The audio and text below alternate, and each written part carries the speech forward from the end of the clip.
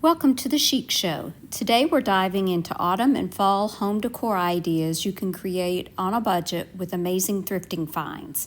Let's turn secondhand treasures into seasonal showstoppers. This is one of the shelf sets from Dollar Tree, and I'm only going to be using the board out of this set.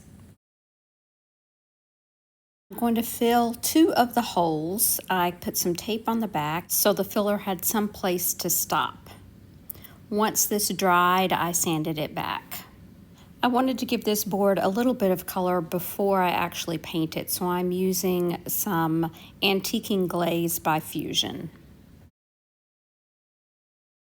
I've mixed together some sweet potato milk paint. I believe this is Sweet Pickins, and I'm going to start layering this on. The first coat, you just want to get it on there, and then the second coat, you can start really trying to get that crackle. So this is the second coat. I'm using my heat gun to see if I can get some cracks and chipping. I'm going to be using one of IOD's Paint Inlays from the Christmas release last year. It had a few fall things in it, and that's what I'm going to be using today. Normally I use chalk paint for this because you do have to apply it to the wet paint. But this time I'm using liquid patina, which you can do. You can place it down into a clear top coat, and it will do the same thing. You just can't leave it quite as long, or it will be the paper will be permanently adhered to your piece. So I have painted that on pretty generously. I've spritzed my paint inlay with water, and I'm going to lay it down into that clear coat. Now that I've got it where I want it and I have the wrinkles out, I'm going to be using a paper towel and spritz it with water and dab up any of the excess water, pushing down with that paper towel to make sure the paint inlay makes good contact with the clear coat. Now I'm going to set this aside to dry completely. You can tell when it's dry because the paper lightens up and you can't see the image quite as well. So once it is dry, I'm going to spritz it with water again, and then I'm going to use a damp paper towel, pressing down into that paint and dabbing up any of the excess water. Let it sit aside for about 30 seconds, and then you can start to pull the paper away. You can see here when using a top coat or clear coat of some kind instead of paint, you don't necessarily want to let this sit overnight because it does make it more difficult to pull up the paper. So I just kept spritzing it until I could get it to pull up nicely. I took it outside and gave it a spritz of a spray sealer and let it dry before I moved on to this next step. I did add Big Top once that had completely dried to seal it in and to give it a nice sheen.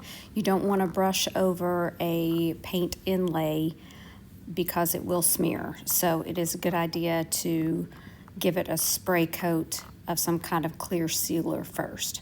Now I'm just adding on a wire hanger, and then this project will be ready to hang.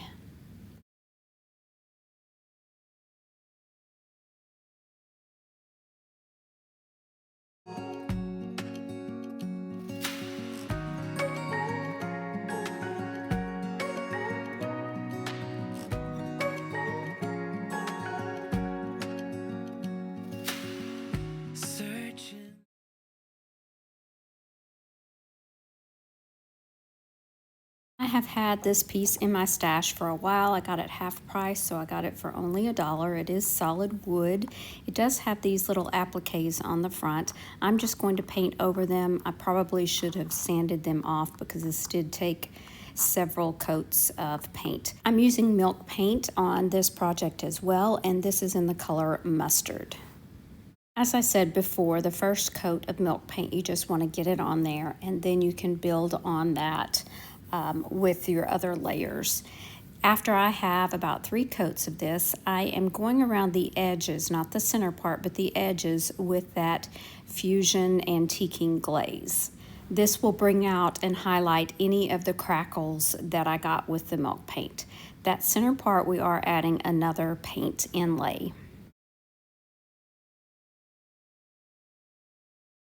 These pumpkins are from that same paint inlay set from last Christmas, and I did trace around the center of this piece so that I could cut out my pumpkins to fit right in the center.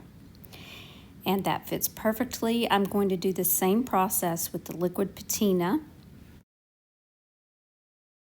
Spritz my inlay and lay it down into that paint, spritzing it with more water and dabbing up the excess with a paper towel. I also decided to add these two pieces from that same inlay booklet. Of course, I did the same process and set it aside to dry.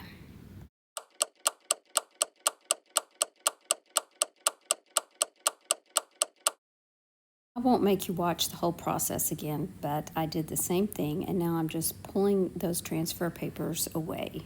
You'll see I had a little bit of trouble with the one on the right. Maybe I should have sealed it before I put the inlay down because it did pull up some of that paint. In the end, I decided not to worry about it because I had already sanded around the edges and everything, so having a little bit of that wood peek through is okay and gives it more of that aged look. And paint inlays in and of themselves are not perfect, and that's part of the joy of them. They're really beautiful, and they help really give you that vintage look. After spray sealing it, I did decide to go back over everything with that antiquing glaze once again.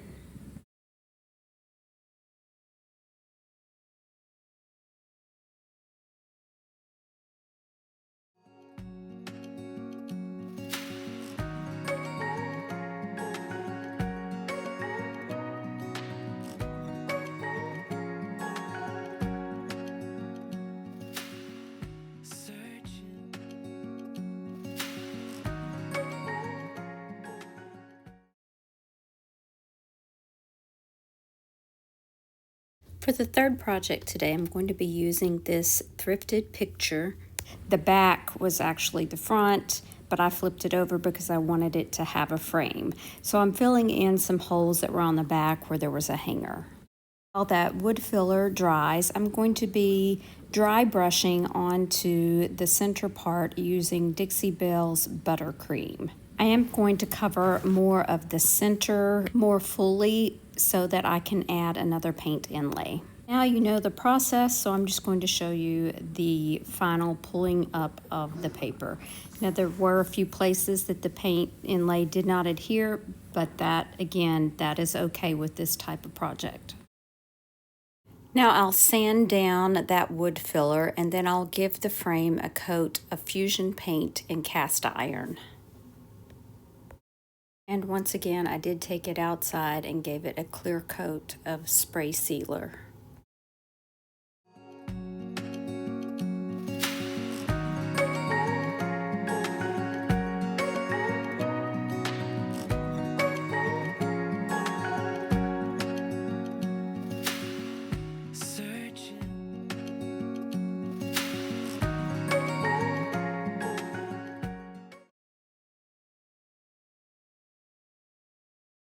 This is a little metal pumpkin from Dollar Tree, and I'm going to be using the DIY patina paint in iron. And for this, you add on a coat, let it dry, and then add a second coat. And while the paint is wet, you spritz it with the patina spray. You set it aside for overnight. I usually leave it overnight, and you get this beautiful rust. Now I'm taking some gold rub and buff, and I'm highlighting the details in this pumpkin. Now I'll set that aside and we'll work on this very worn cutting board that I thrifted. I'm going to give it a coat of DIY paint aviary, and I'm only painting the front side. This is my last paint inlay, and I am going to be laying it into this DIY paint. One mistake that I did make is I should have added a second coat to the entire piece, and you'll see why in a few minutes. But I placed it down, gave it a spritz of water, and continued the same process. Once I pulled back the backing paper, I could see where I had painted, and when the paint is wet, it is darker than when it is dry. So you need to seal it to bring back that rich color. But still, I had a little bit of haze, so I worked with it a little bit and added a coat of Big Top after, of course, I gave it a spray sealer. And then I went back with some black wax to kind of see if I could blend all that together. I added some leather cord to the top, and then I tied on that rusty pumpkin.